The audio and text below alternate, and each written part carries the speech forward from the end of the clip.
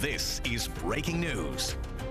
Have had one of our own that has been attacked and has been harmed dangerously by violent criminals that have been run loose here in New York City, but also in this country, as a result of sanctuary city policies and the policies of the Biden administration. I just want you all to know that we have our hearts and our prayers going out with our officer and with his family and his friends, and we'll be lifting him up in prayer for his quick recovery and his healing from this terrible tragedy that has befallen him. Listen, our officer was off duty on Saturday evening when him and his friend were attacked. They were attacked by two individuals that were set on robbing them, and thankfully he had his service weapon with him and was able to defend himself and his friend and injured one of those individuals that was trying to do them harm. His quick action speaks to his tenacity and his excellence in training and skill, and because of that, one of the perpetuators was wounded in this interaction and was incarcerated when he came in to get medical treatment. One of the suspected attackers, the one that was injured, his name is Miguel Francisco Mora Nunez, a Dominican national that was entering into this country illegally back in 2023. He was then released back into this country by the Biden administration. Miguel Francisco Mora Nunez is and has a rap sheet that is a mile long. He was arrested. He was charged with grand larceny and also assault. The state of Massachusetts has an active warrant out for him for armed robbery with a firearm. He also has many other charges against him, such as kidnapping and witness intimidation. There's absolutely zero reason that someone who is scum of the earth like this should be running loose on the streets of New York City.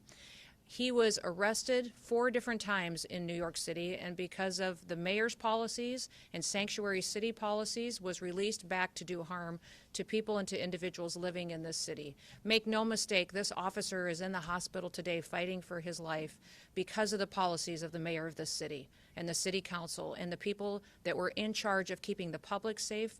They refused to do so, and now we have the situation on our hand where someone who has dedicated their lives to protecting the public is now fighting for his own.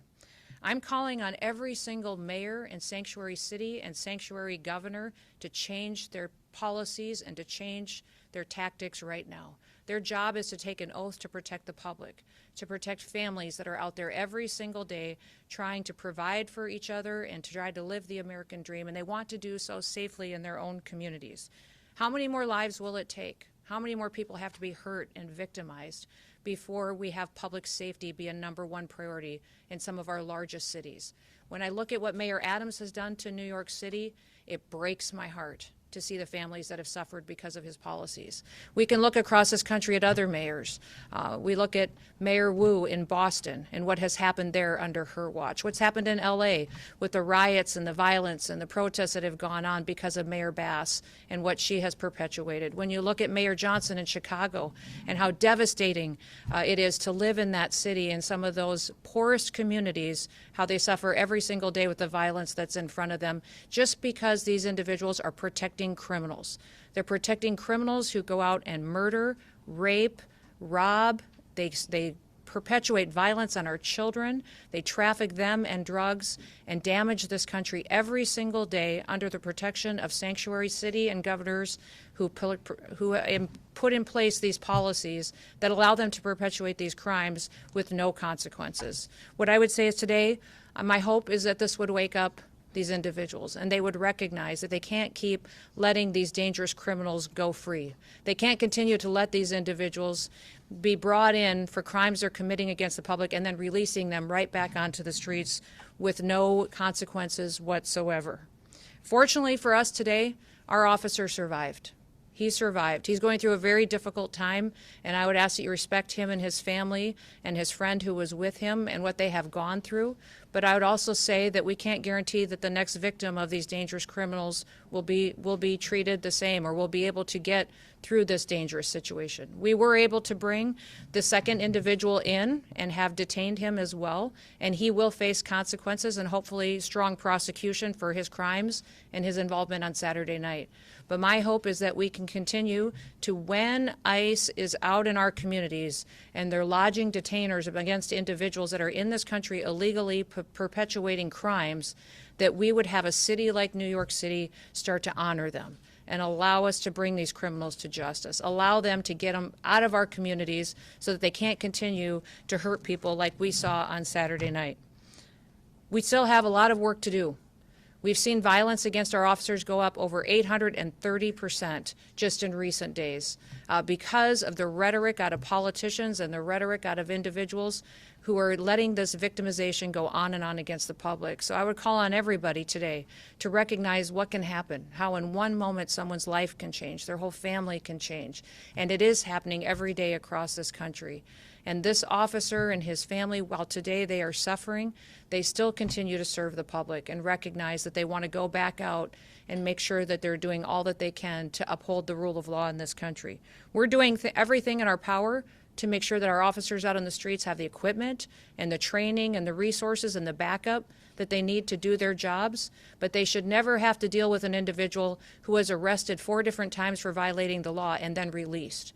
And that individual was released on the streets of the city because of Mayor Bass's policies and because of his city council's policies and because of politicians who talk big and then people get hurt. People get hurt, and in many cases they end up losing their lives. Let's hope that that's never true and that today is the day that those policies change and people get the courage to make sure they're making the decisions that actually do protect people going forward. We're going to bring the perpetuators of violence to justice. President Trump has promised that for the American people, and he's going to follow through on it. I'll do all that I can, and I'm so grateful to have partners like Rodney Scott with me from Border Patrol and Protection, and also with Tom Homan as the Border Czar. We'll continue to work to make sure that we're dealing with the violence that we see on our streets, but we also recognize that here in these sanctuary cities, it's much more dangerous because of the politicians who aren't taking responsibility for what they're doing. They're setting the American people up to become victims of crime, and it has to stop today. I'd ask you all to keep our law enforcement officers in your prayers, their families, as they face the environment that they do every day while they do their job. This officer wasn't even on the job. He was out enjoying a beautiful evening with a friend of his and was a victim of crime, and it ended up with him mortally and seriously wounded, and he is going to, because of the great care of the doctors that are taking care of him today, pull through. But our prayers are going to be with him and his family as they work their way through this situation. With that, I will turn it over to Rodney Scott, who is the Commissioner of our Customs and Border Protection. Thank you, ma'am. Thank you for being here. Thank you, Madam Secretary, for all the support that you've given us and the support you're showing our officers today and the comments that you just made. My name is Rodney Scott. I'm currently the Commissioner of United States Customs and Border Protection. But as I talk, I want you to remember that I was also the Chief of the United States Border Patrol until 2021. I want to really start by thanking the medical personnel here in New York City at the hospital, the EMS workers, and even the guys behind me in blue that have shown tremendous support to our officer and to his family as well. We should not be here today. The reason these 2 assailants are inside the United States today is because of failed border policies by the Biden administration. I personally warned the Biden administration against their open border policies in 2021. I was ignored, and exactly what I predicted, many of us predicted, happened. Total chaos along the border. These 2 individuals, the 2 assailants, were released into the United States after being apprehended because of failed policies. President Trump stepped up and fixed those failed policies on January 20th of this year. With the support from Secretary Noem, we now have the most secure border that I've ever seen in my entire lifetime. Much of that resolution was by fixing failed policies based on facts and evidence. Sanctuary city policies across this nation and some of these, and even states in some cases, are failed policies. The facts and evidence are there in front of you. It's time for local leadership and state leadership to step up to the plate like President Trump did, acknowledge crime as crime, acknowledge the fact that there's no global information system where we can vet these people coming into the United States. We do not know who they are, and we have to have border security where we simply know and control who and what enters our country, just like we do our homes. This should not be political. I'm calling on all state and local leaders to step up to the plate, get rid of these sanctuary city laws, and simply enforce the laws on the books. Work with your federal agencies so that we can actually root out these criminals from our neighborhoods. Last but not least, I should have said this up front, thoughts and prayers for our officer and his family, and I would ask that you keep them in your thoughts and prayers as well. Thank you for your time, but please remember this. This was 100% preventable. It was caused by bad policy, and it can be fixed with good policy. Thank you.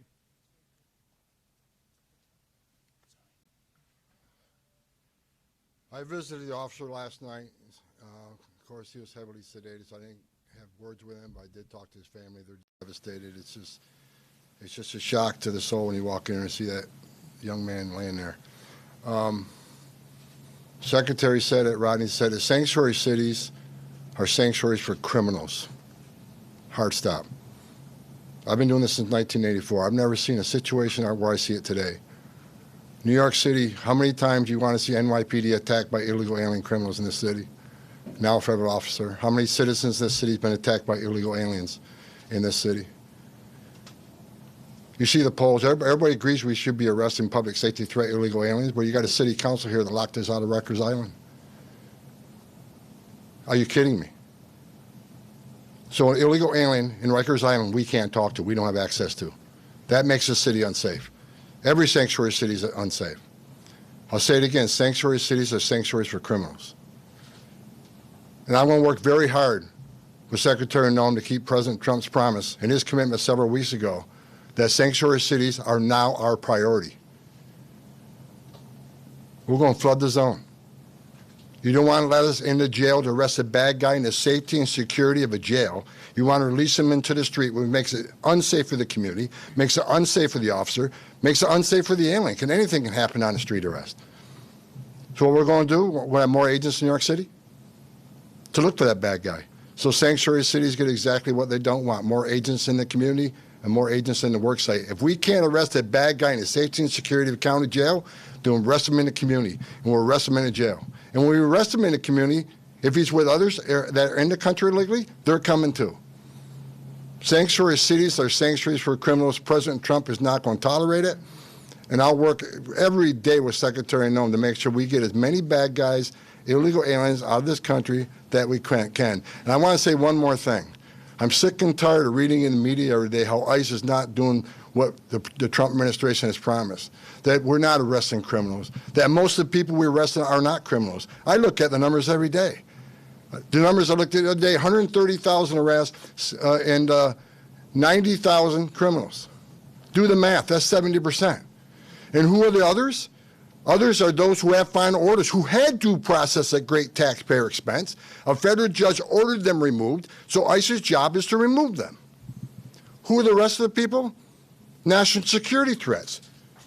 Under Secretary Noem's leadership, they've arrested several hundred Iranian nationals. National security threats. They may not have a criminal conviction, but they need to be detained. They need to be arrested and taken off the streets of this country. Then I read another story about how most people in ICE detention aren't criminals. Now the story is, how bad of a criminal they have to be. I saw a story the other day. Only 1% of the illegal aliens removed were murderers. Are you kidding me? Being in the country illegally is not illegal anymore? You got to commit a murder to be deported? If you look at ICE detention, I'll say it again. Look at detention. Who's in detention? I looked at the numbers this morning. A majority are criminals, have criminal history. Who are the rest? Final order cases, who are judge ordered removed. The others are expedited removal. By federal statute, demands they be detained. So for the media out there, let's try telling the truth about the men and women of ICE and the men and women of the Border Patrol. I wore that uniform. I was an ICE agent. These are the finest men and women in this country that put their lives on the line every day for this country. I buried Border Patrol agents. I buried ICE agents. Luckily, thank God, we're not burying one today. Enough. I love the men and women of ICE. I love the men and women of the Border Patrol. They're finally doing the job they took an oath to do, and they got a great leadership of Secretary Noem, who's going to enforce the law without apology. I appreciate your leadership, man. Appreciate you. Appreciate it. That's all.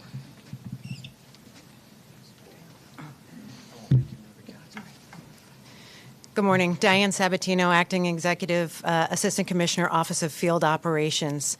First, I certainly want to express my heartfelt thanks to Secretary Noem, Commissioner Scott, and Border Czar Homan for the incredible support they've demonstrated for the New York Field Office of Field Operations the last couple of days. It is a tragic scenario to get a phone call about an officer, any CBP, Customs and Border Protection employee, that's injured in the line of duty. It was even more tragic, this individual off duty. They picked the wrong guy in this particular case, two assailants, just a crime of opportunity. Unfortunately, and I apologize, I'm a bit overwhelmed. I saw the officer this morning, and having met him before and seeing how challenged our officers are in taking care of each other during this hard time. But just to get back to what I was saying, they picked the wrong individual to try to rob. And thank God, when we invest in our CBP officers, we invest in training, we invest in vigilance 24/7. Our officers and our agents stand watch 24/7 on the front line of the United States of America. And we'll take action, and we'll demonstrate that vigilance and dedication at any opportunity. That's great. Thank you. Go ahead, Frank. Morning, everyone. My name is Frank Russo. I'm the Director of Field Operations for U.S. Customs and Border Protection in the New York Field Office. We sit on a historical site. This building, One World Trade Center, sits on the very footprint of our old custom house. We were here from 1973 until 9/11. The memorial fountains that sit outside this window remind us of the attacks on 9/11. We have employees who were here for the first attack in 1993. They were here for the attack on 9/11, and they're back again. Our officer who was attacked on Saturday night embodies all the courage and resiliency of all our employees in CBP who are here in the New York Field Office. And our hearts are with him and his family as he recovers. And we ask that you all pray with us for his quick recovery. These acts, as the Secretary, Commissioner, Assistant Commissioner, Mr. Homan mentioned, should not have happened. And we need your help to make sure that they don't happen again. We thank you all for being here. I want to thank the Secretary, Border Czar Homan, Commissioner Scott, Assistant Commissioner Sabatino, and our partners at HSI and ERO for supporting us during these difficult times. Thank you, everyone. That's a great job. Again, we want to continue to lift up this family and our officer in our prayers. We're thinking of him and had the opportunity to visit with them this morning. They're doing well, but they do appreciate the outreach that they've had from the city, from all of the different agencies, the nonprofits that have reached out and have been willing to help them and walk alongside of them. But they also recognize, when I asked them if there was anything that they needed, they said, go after these criminals. One of the things he would have appreciated the most is if you doubled down on these bad guys that perpetuate crimes like these and even use these mopeds to commit their crimes and are well known for using them throughout the city to go out and to rob poor innocent people who are out enjoying an evening on the town with their family members. So we will continue to take that encouragement to go after criminals in this country, and especially those who have perpetuated acts like this that shouldn't be here and should never have been here. I want to remind you that this individual had been arrested 4 different times before this act happened on Saturday night. Arrested and released again and again and again. And what did we think was going to happen from policies like that? When you take a dangerous individual and you allow them to never face any consequences for the acts that they're perpetuating against the public, and then you end up in a situation that could have been prevented. So we're lifting that family up in prayer. We're going to walk alongside them, but also we're going to double down and make sure that these criminal, illegal aliens are not only off our streets, but they're out of our country. And that once again, America can be a country where the rule of law matters, where the laws apply to everyone equally, and never once is an illegal alien put above an American citizen or their safety and their opportunity to have the American dream.